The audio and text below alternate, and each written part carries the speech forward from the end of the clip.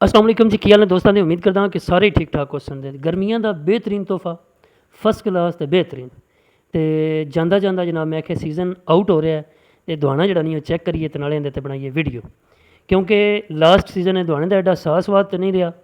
तो अजकल कुछ यस भी नहीं दुआने होंगे सारे गर्मी भी ज़्यादा है दुआना जरा नहीं विचों खराब होने का भी खतरा होंगे तो लेकिन आख्या कि जाती जाती बारी जरा नहीं खाना चाहिए क्योंकि दुआना बड़ा ही फायदेमंद है जनाब मेहनत वास्ते बड़ा बेहतरीन है तो पानी की जी कमी वो भी पूरी करता है उन्हीं तो फलों का सरदार जोड़ा वो अंब है लेकिन हर एक फल का एक अपना ही स्वाद है जनाब एक अपना ही मज़ा एक अपना ही टेस्ट है तो मैं क्या चूँकि दुआने का सीजन आउट हो रहा है इस वास्ते ना अज लास्ट वीडियो जी है ना वो बना के दुआने की जरूर अपलोड की जाए नाले खाधा जाए आप खाधा जाए वीडियो अपलोड हो या ना हो ही सही ना तो चलो वीडियो भी नाल बन गई है तो नाले दुआने भी दस दईए भी जाती जाती बारी खा लो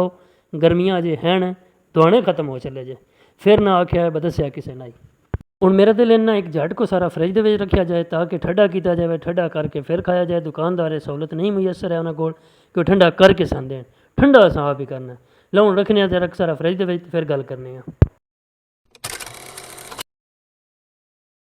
लो जी इंतजार दियाँ घड़ियाँ हुई खत्म एक बार जनाब दुआना सा कट के फिर लैंदा जनाब हथ ला के चेक करिए माशाअल्लाह क्या बात है जी क्या बात है यक ठंडा होया है तो सोहना तो मज़ेदार मेरा दिल हूँ नमक भी लाया वहाँ ला के खाइए तो चेक करिए कैसा टेस्ट निकलिया भी सोहना है बेहतरीन जनाब वो गलिया या नहीं है अजे तो माशाअल्लाह हम चेक कर लीए एक बारी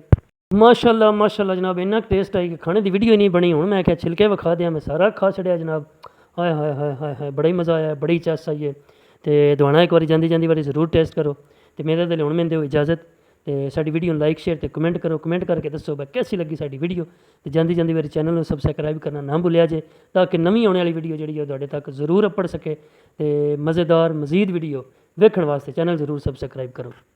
हुण दो इजाज़त अल्लाह हाफिज़ अल्लाह निगहबान नवी वीडियो में जरूर मिलांगे इंशाअल्लाह।